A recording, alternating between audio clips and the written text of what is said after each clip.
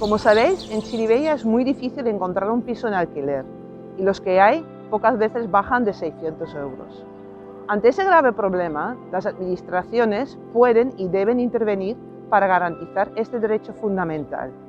Por eso, en Podemos Chirivella hemos puesto manos a la obra para traer al pleno de jueves las siguientes propuestas. Comprometer una partida del presupuesto municipal para la compra y rehabilitación de vivienda. Marca un convenio con la Vicepresidencia Segunda y Consellería de Vivienda para la cesión del derecho de tanteo y tracto en la adquisición de vivienda. ¿Qué significa esto? Cuando el ayuntamiento localiza una compra-venta de pisos a un fondo buitre a precios muy bajos, tendrá el derecho de intermediar paralizando esa operación y quedarse con los pisos al mismo precio pactado.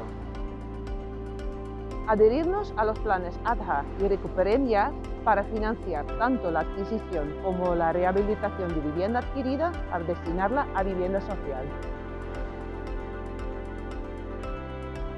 Promocionar la unidad de ayuda antidesahucio de la Generalitat, que la ciudadanía conozca este recurso y cómo contactar con él, incluso por WhatsApp, en caso de necesidad, es fundamental para evitar desalojos o encontrar alternativa habitacional inmediata.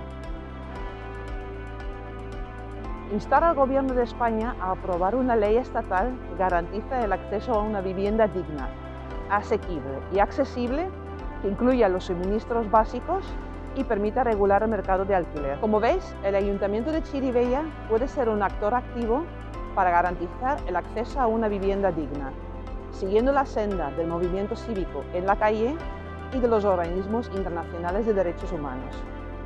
Esperamos, pues, que salgan adelante esas propuestas con el apoyo de las fuerzas progresistas. ¡Sí se puede!